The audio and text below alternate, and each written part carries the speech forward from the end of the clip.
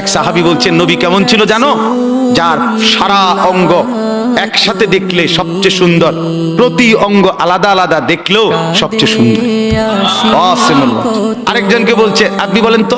আরেক সাহাবী বলছে, আমি বলি যে নবী ছিলেন এমন যাকে একবার দেখলে আবার দেখতে মন চায়, দ্বিতীয়বার দেখলে প্রথমবারের চাইতে আরো সুন্দর মনে হয়। যত তারে দেখি তত সুন্দরই লাগে। তিনি ছিলেন এমন। আল্লাহ তাআলা মেরাজে, এই যে এই মাস, 7 আসমানের উপরে আরশে আজিমে আল্লাহ তাআলা নবীকে নিয়ে গেলেন। যখন আরশের উপরে আল্লাহ তাআলা রাসূল সাল্লাল্লাহু আলাইহি সাল্লামকে দাঁড় করাইলেন, এইবার আল্লাহ বললেন, বন্ধু কোনানে আনছি জানেন? আপনি জানেন কোথায় আনছি আপনারে? কয় যে আপনি যখন ছোটবেলায় জন্ম নিছেন, ছোট্টবেলায় ফেরেশতাদেরকে বলছিলাম, ফেরেশতারা আমার বন্ধুকে কোলে নাও, নিয়া আমার সৃষ্টির পূর্ব থেকে পশ্চিম পুরা দিগন্ত ঘুরাও, আমার গোটা সৃষ্টিকে বলো যে তারা যেন দেখে বন্ধু আমি কেমন বানাইলাম।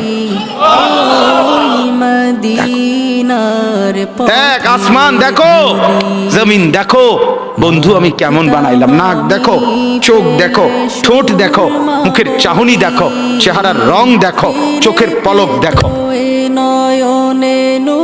এরপরে আল্লাহ 7 আসমানে আরশে আজিমে নিয়ে এইবার আল্লাহ বললেন, বন্ধু সেদিন ছোট্টবেলায় কোলে আপনারে সবাই দেখছে, এবার সব কিছুর উপরে আইনা, উপরে শুধু আমি আল্লাহ, তার নিচেই আপনি, এবার আপনি দেখেন গোটা সৃষ্টি আমি কেমন বানাইলাম।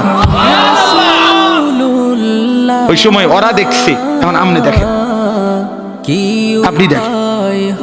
সুবহানাল্লাহ, এত বড় মর্যাদা সম্পন্ন রাসূল, তাকে ছেড়ে দিলেন, তাকে ত্যাগ করলেন।